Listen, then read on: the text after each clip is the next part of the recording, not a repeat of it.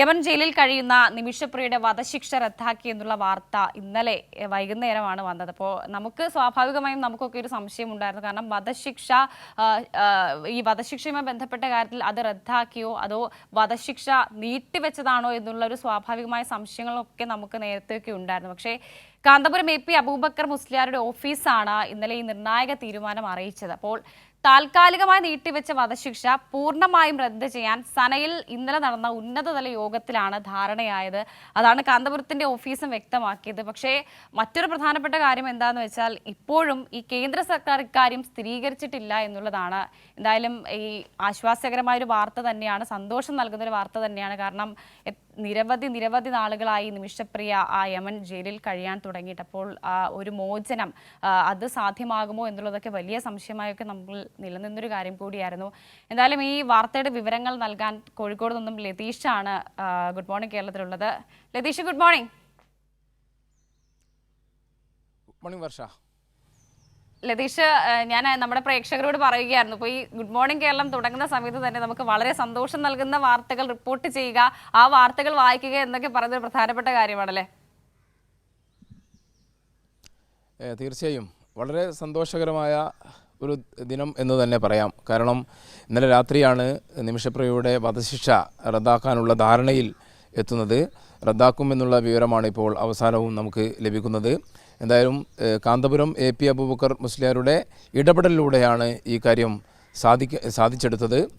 ഇന്നലെ നോർത്തേൺ യമനിൽ നടന്ന ഉന്നതതല ചർച്ചയിൽ അവിടെയുള്ള നോർത്തേൺ യമനിലെ ഭരണാധികാരികളും അതേപോലെ തന്നെ കൊല്ലപ്പെട്ട തലാലിൻ്റെ കുടുംബവും എല്ലാം പങ്കെടുത്തിരുന്നു. ആ ചർച്ചയിലാണ് ഇത്തരത്തിൽ നിമിഷപ്രിയയുടെ വധശിക്ഷ റദ്ദാക്കാനുള്ള ഒരു ധാരണയിലേക്ക് എത്തിയിരിക്കുന്നത്. ഇനി ഔദ്യോഗികമായി റദ്ദാക്കേണ്ട നടപടികൾ ഇനി പൂർത്തിയാക്കേണ്ടതുണ്ടെന്നാണ് നമുക്ക് മനസ്സിലാക്കാൻ കഴിയുന്നത്. എന്നാൽ ഈ നേരത്തെ വർഷം സൂചിപ്പിച്ച പോലെ തന്നെ ഈ കാര്യം കേന്ദ്ര സർക്കാർ ഇതുവരെ സ്ഥിരീകരിച്ചിട്ടില്ല. നേരത്തെ തന്നെ കാന്തപുരം AP അബൂബക്കർ മുസ്ലിയാരുടെ ഇടപെടൽ കേന്ദ്രം സ്ഥിരീകരിക്കുന്ന സാഹചര്യം അല്ലെങ്കിൽ അംഗീകരിക്കുന്ന സാഹചര്യം ഉണ്ടായിരുന്നില്ല. അതിൻ്റെ തുടർച്ചയായി തന്നെ വേണം ഈ ഒരു നിലപാടിനെയും കാണാനെന്നാണ് നമുക്ക് വിലയിരുത്താൻ കഴിയുക. എന്തായാലും അധികം വൈകാതെ ഇക്കാര്യത്തിൽ കേന്ദ്ര സർക്കാരിനുൾപ്പെടെ ഒരു വിവരം ലഭിക്കും എന്ന് തന്നെയാണ് നമുക്ക് അറിയാൻ കഴിയുന്നത്. അങ്ങനെ വരികയാണെങ്കിൽ സ്വാഭാവികമായും കേന്ദ്രം നേരത്തെ പറഞ്ഞത് മധ്യസ്ഥ ചർച്ചകൾ നടക്കുന്നുണ്ട് എന്ന് തന്നെയാണ്. അതിൻ്റെ ഭാഗമായുള്ള സ്ഥിരീകരണം കൂടി വരും എന്ന് തന്നെ നമുക്ക് പ്രതീക്ഷിക്കാം. എന്തായാലും നിമിഷപ്രിയയുടെ ഭർത്താവും അതേപോലെ തന്നെ കുട്ടിയും, അമ്മ നേരത്തെ തന്നെ യമനിലുണ്ട്. ഇവർ രണ്ടുപേരും, മകളും അതേപോലെ തന്നെ ഭർത്താവും അവിടെ യമനിൽ എത്തിയിട്ടുണ്ട്. അവർ ഈ കുടുംബത്തെ കണ്ട് മാപ്പ് ചോദിക്കുകയും അതുവഴി കുടുംബം മാപ്പ് നൽകാൻ തയ്യാറാകും എന്നാണ് നമുക്ക് അറിയാൻ കഴിയുന്നത്. അങ്ങനെയാണെങ്കിൽ പിന്നീട് ജയിൽ മോചനമടക്കമുള്ള കാര്യങ്ങളിലേക്ക് പോകേണ്ടതുണ്ട്. അത്തരം കാര്യങ്ങളിൽ തുടർ ചർച്ചകൾ ഉണ്ടാകുമെന്നുകൂടി കാന്തപുരം AP അബൂബക്കർ മുസ്ലിയാരുടെ ഓഫീസ് അറിയിക്കുന്നുണ്ട്.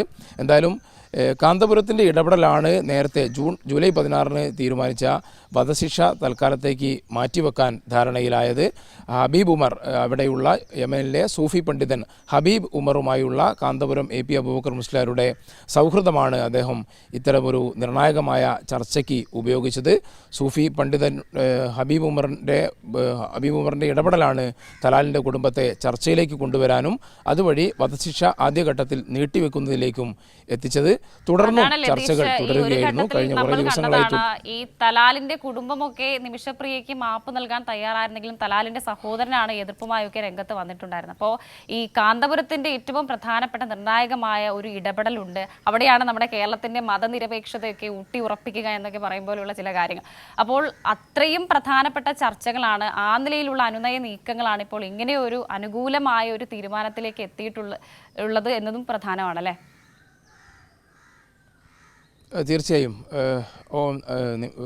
സൂചിപ്പിച്ച പോലെ തന്നെ തലാലിൻ്റെ സഹോദരൻ്റെ എതിർപ്പ് ഇപ്പോഴും തുടരുക തന്നെയാണ്. അദ്ദേഹം ഇന്നലെയും ഫേസ്ബുക്കിൽ ഇത്തരം വധശിക്ഷ നടപ്പാക്കണം, പുതിയ തീയതി തീരുമാനിക്കണം എന്നടക്കമുള്ള കാര്യങ്ങൾ അദ്ദേഹം പങ്കുവച്ചിട്ടുണ്ട്.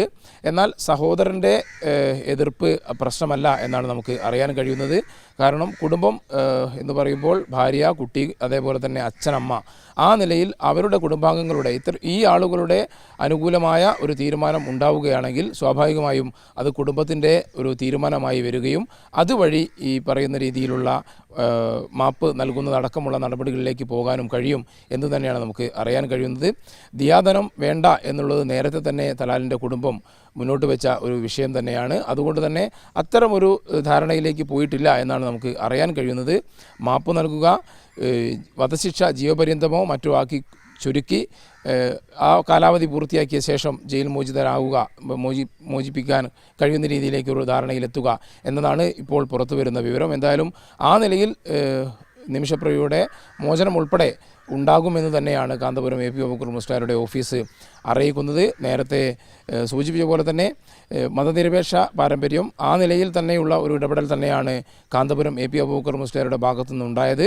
ഒരു സ്ത്രീ അവിടെ ജയിലിൽ കഴിയുന്നു, ആ സ്ത്രീയെ മോചിപ്പിക്കുക എന്നുള്ള നിലയിൽ മോചിപ്പിക്കാൻ തന്നാൽ കഴിയുന്നത് ചെയ്യാനുള്ള ഒരു എളിയ ശ്രമമാണ് താൻ നടത്തിയതെന്നാണ് കഴിഞ്ഞ ജൂലൈ 15 കാന്തപുരം AP അബൂബക്കർ മുസ്ലിയാർ വധശിക്ഷ മാറ്റിവെച്ചതുമായി ബന്ധപ്പെട്ടുള്ള പ്രതികരണത്തിൽ അദ്ദേഹം അറിയിച്ചത്. താൻ ഈ ഉദ്യമവുമായി മുന്നോട്ട് പോകും എന്നും അദ്ദേഹം പറയുകയുണ്ടായി. ഒപ്പം കേന്ദ്ര സർക്കാരിൻ്റെ കൂടി പിന്തുണ ഇക്കാര്യത്തിൽ വേണമെന്നും ആവശ്യപ്പെട്ടുകൊണ്ട് അദ്ദേഹം കേന്ദ്രത്തിന് കത്തെഴുതുന്ന സാഹചര്യമുണ്ടായി. ഒപ്പം ഇതിനകത്ത് എടുത്തു പറയേണ്ടത് ആക്ഷൻ കൗൺസിലിന്റെ ഒരു വാർത്ത കൂടിയാണ്. കാരണം ഈ നിമിഷപ്രിയയുടെ വിഷയത്തിൽ കാന്തപുരം ഇടപെട്ടത് മുതൽ വരുന്ന അനുകൂലമായ വാർത്തകൾ അത് കേരളം ഇവിടെ ഈ മതപരമായിട്ടുള്ള യാതൊരു തരത്തിലുള്ള ഭിന്നതകളൊന്നുമില്ല എന്നുള്ളതൊക്കെ വ്യക്തമാകുന്നു. നമ്മൾ കണ്ടതാണ്.